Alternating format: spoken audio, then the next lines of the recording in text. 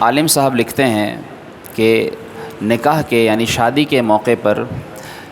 رقص جو کہ ایک عام بیماری بن چکی ہے، وہ کہتے ہیں کہ ان کو کسی نے ویڈیو کیسٹ جو ہے وہ بھجوائی دیکھنے کے لیے۔ انہوں نے کہا کہ آپ ویسے تو شریک ہو نہیں سکے تھے تو یہ دیکھ لیجئے گا۔ کہتے ہیں کہ وہ میں نے کیسٹ لگائی تو جہاں سے شروع ہی وہاں سے عورتیں رقص کرتی دکھائی دی، اور آنے والے مہمان جو خاندان کی دیگر افراد تھے ان کے علاوہ جو خواتین گھر کی تھیں وہ بھی، یعنی ایک تو مہمان، گھر کی خواتین، گھر کی عورتیں اور دیگر جوان لڑکیوں کے رقص سے ایسا معلوم ہو رہا تھا کہ جیسے انہوں نے باقاعدہ ناچنے کی تعلیم حاصل کی ہوئی ہے، یعنی باقاعدہ جس کو کہتے ہیں نا سیکھا ہوا۔ اور یہ اب عام ہو گیا ہے سوشل میڈیا کے اوپر، جس طرح آپ دیکھتے ہیں فیس بک پر، ٹک ٹاک پر اور اس طرح کی اور دیگر ویب سائٹس پر، جس طرح گھروں کے اندر یعنی مرد، لڑکیاں لڑکے مل کر اور مرد بھی، گھر کی عورتیں بھی، اب جو ہے وہ یہ ناچ گانے کی ویڈیوز گھر میں بنا کر جو ہے وہ اس کو اپلوڈ کر دیا جاتا ہے، اور وہ جو ہے وہ عام ہو چکی ہیں، لوگ اس طرح انہیں دیکھتے ہیں، اور اس طرح معاذ اللہ اس چیز کو بڑا رواج دیا جا رہا ہے معاذ اللہ۔ اور پھر وہ بتاتے ہیں کہ انہوں نے اس ویڈیو میں دیکھا کہ باقاعدہ ایک 50-55 سال کی عورت بھی ناچتے دکھائی دی۔ ناچتے کیا، وہ اچھل کود کرنے کی کوشش کر رہی تھی۔ انہوں نے کسی سے پوچھا کہ یہ کون ہے، تو انہوں نے بتایا کہ یہ دولہے کی والدہ ہیں۔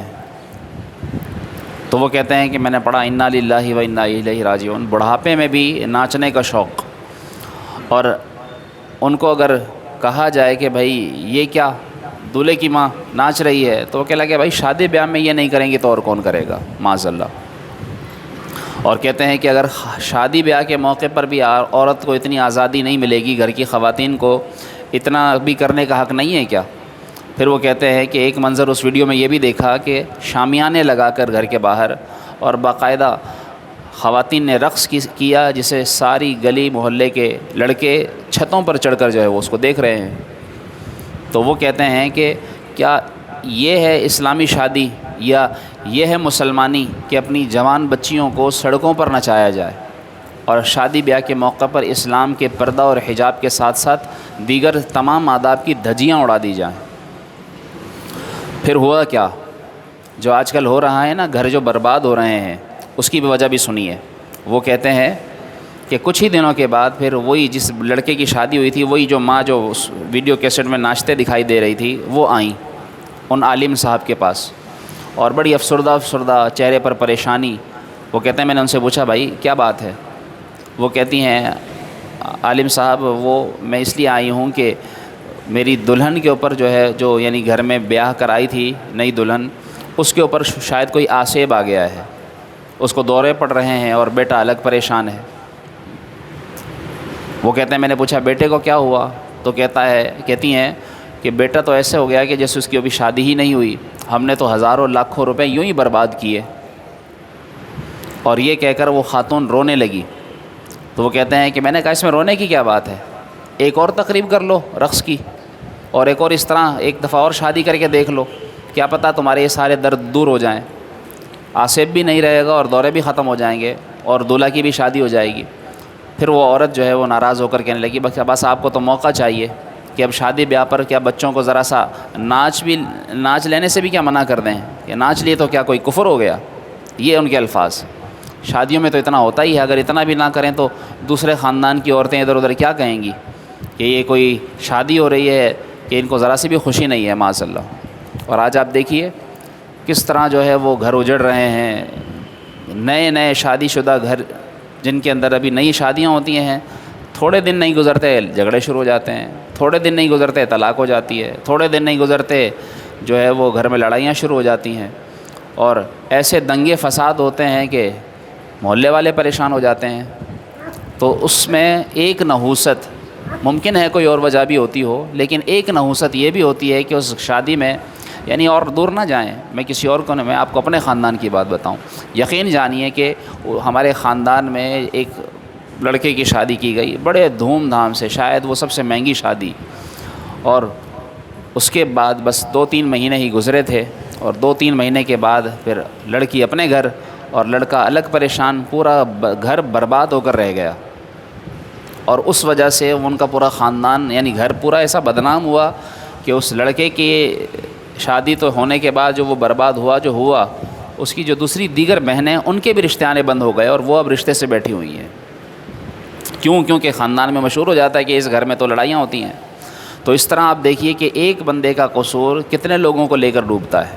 ایک کی غلطی کتنوں کو بھگتنی پڑتی ہے، اور یہ جو ہے ہمارے ہاں ایسا ہو رہا ہے۔ اسی طریقے سے اگر کسی کو کہہ دیا جائے کہ بھائی تھوڑی بہت کوئی اللہ رسول کا نام لے لو گھر کے اندر شادی کی تقریب میں، وہ عالم صاحب ہی لکھتے ہیں، کہتے ہیں ہم کہ ایک تقریب میں گئے اور وہاں ہم نے جب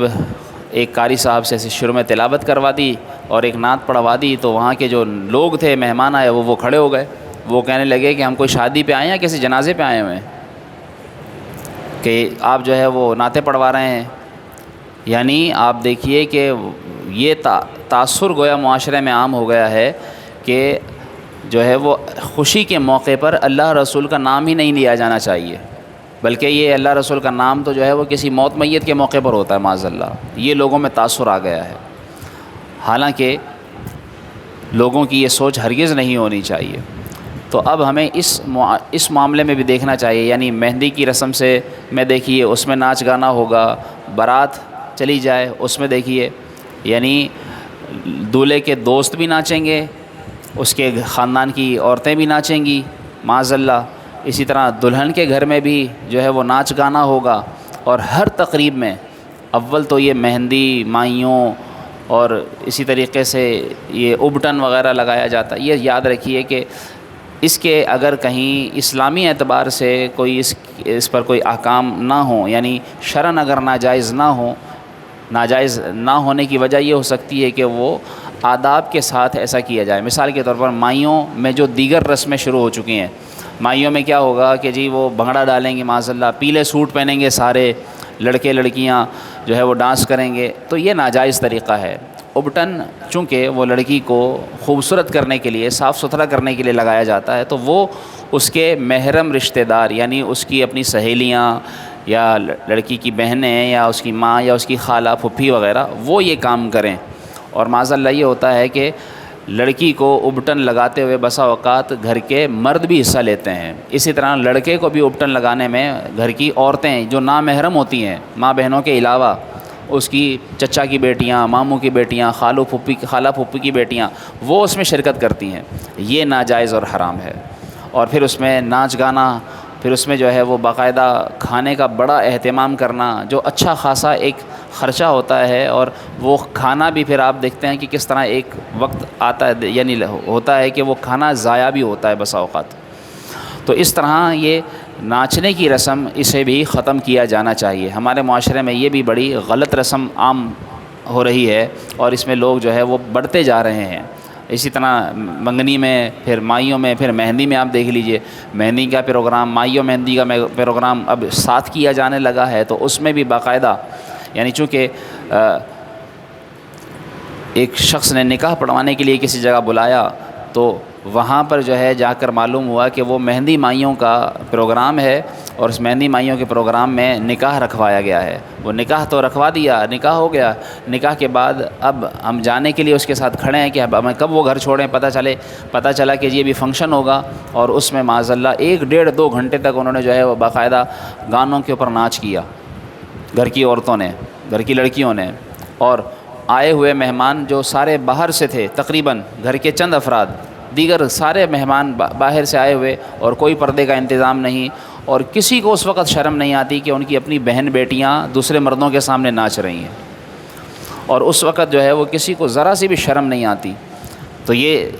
یاد رکھیے کہ یہ بھی ہمارے معاشرے کے اندر ایک ایسی برائی ہے جس کا قلع قمع کیا جانا چاہیے۔ اور ہمارے ہاں تو چھوٹی چھوٹی تقریبوں کے اوپر بھی ناچ گانا عام ہے، گھروں کے اندر جو ہے وہ اب یہ عام ہوتا چلا جا رہا ہے۔ تو خدا را اس پر بھی بند باندھیے کہ کسی بھی طرح سے گھر میں ہونے والی، خاص طور پر شادی کی تقریب میں ہرگز ناچ گانا نہ ہونے دیجیے۔ رسول اللہ صلی اللہ علیہ وسلم نے ارشاد فرمایا کہ گانا یہ زنا کا منتر ہے، کہ جب گانا کان میں پڑتا ہے تو انسان سن کر زنا کی طرف مائل ہوتا ہے، اور پھر وہ برائی میں بڑھتا چلا جاتا ہے۔ اور اسی طرح جو خواتین ناچتی ہیں معاذ اللہ، تو اول تو ان کا اس طرح آپ دیکھیے نا کیا فرمایا گیا۔ علماء فرماتے ہیں کہ عورت کو اونچی آواز سے تلاوت کرنا بھی منع ہے کہ اس کو غیر مرد سنیں۔ عورت کو گھر کی چھت پر نماز بھی پڑھنا منع ہے،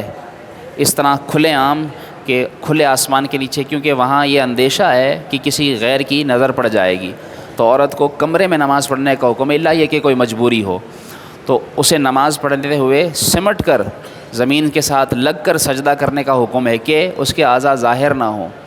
اس کو کیا حکم ہے کہ اس کے سر کے بال بھی اگر نظر آئیں گے تو اس کی نماز نہیں ہوگی۔